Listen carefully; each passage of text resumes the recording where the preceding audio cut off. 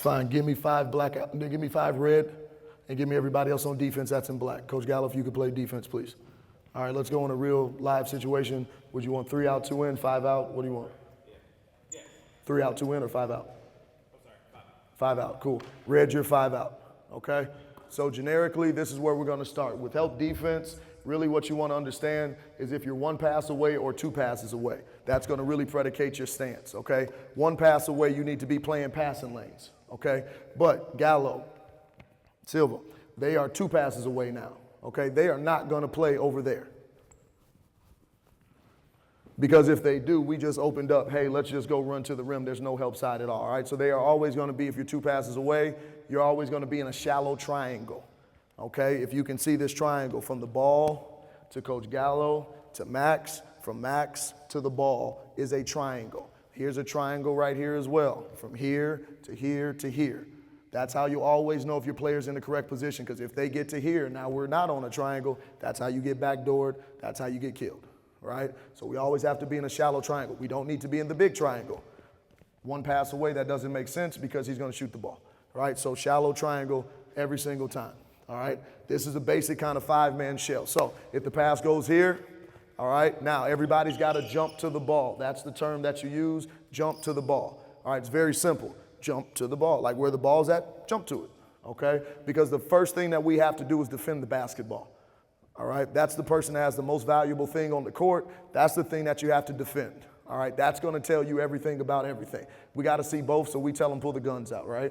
Point to man, point to ball. All right, so right now, Trent, Silva, Liam would be just like this, point all. Everybody's in a shallow triangle right now, okay?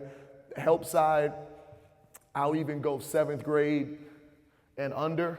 Go ahead and teach them to be on the real helpline that we all know. That's totally fine, all good. Okay, because you just don't have kids that are strong enough to throw a skip pass at that point. As we start to get, you know, a little bit more better 7th and some 8th, we start teaching help line right over here because he's bigger. He's just physically bigger, so he can go get there in that gap and cut it off, but he can also get to the shooter because we can have somebody who can throw a skip pass at that age. So that's why we have a difference on how we'll start to teach and evolve it. Okay, but generically, this will be their help line. Everybody's seeing it. Okay, now if we end up getting here and we end up throwing it there, he is in a closeout situation. Here's what I'm going to tell you, coaches. Force baseline, force weak hand, force help. You make the decision. Okay, what I'm saying is if he has the basketball right here, take the ball, Tom, please. What I'm saying is the stance right now on the ball that Justin has. Okay, I'm sure we all kind of came up under force baseline. Right?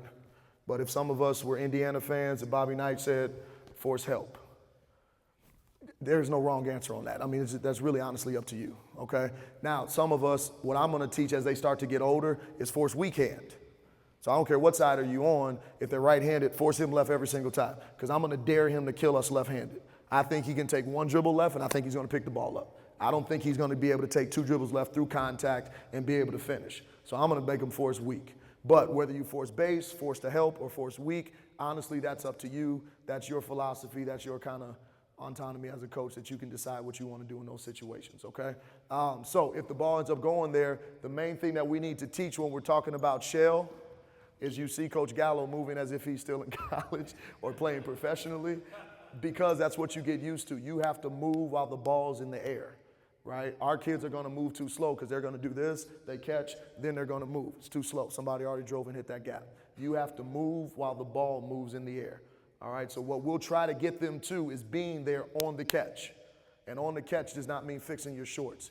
That's one of my pet peeves that I kill them on every single time. You don't get there on your defender and then do this.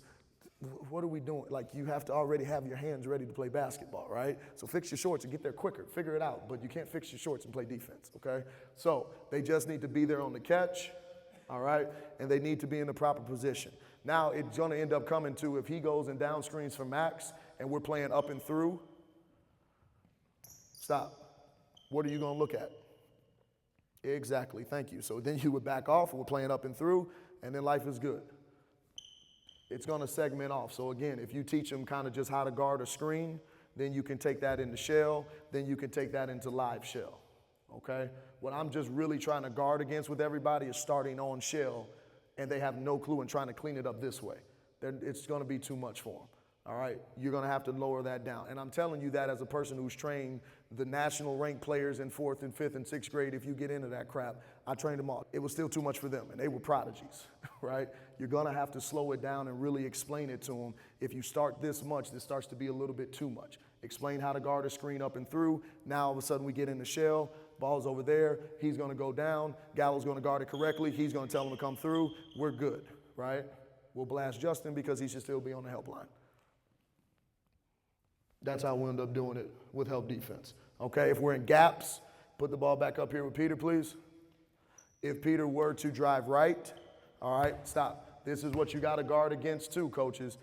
You have to tell your players, show and recover. We say hip and hand, all right, hip and hand. All we want is Justin's hip and his hand to be providing help. We don't want him to show Peter his numbers. All right, if he shows him his numbers, now we have an open shot. Now Gallo has to close out. Now we got a one more situation. Now we're done, right? So when you're playing help defense, you're telling your players hip and hand, hip and hand, hip and hand, okay? Hip and hand, you're just kind of doing this, providing some help. Don't just run over to the ball because you think your teammate was beat because the person's dribbling. They're not, okay? If they're still on their shoulder, we're there. Now, if we're back here and Liam, he hits you with an unbelievable jab and you are beat, get off the way, boom, and he drives that way. Yes, now Trent, go Peter. Trent is going to have to go stop the ball at this point, right? This is not time for hip and hand. This is time to go stop the basketball. Your person's out of there. Mayday, mayday. We need some help, right? So we have to really show them your numbers, and we're just going to have to scramble out of that. All right, that will start to get in the third man rotation, help the helper. We're not going to get that far today, all right?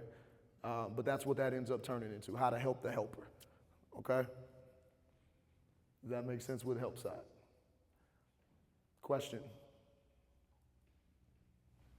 Don't break the rules, coaches. Yes, sir.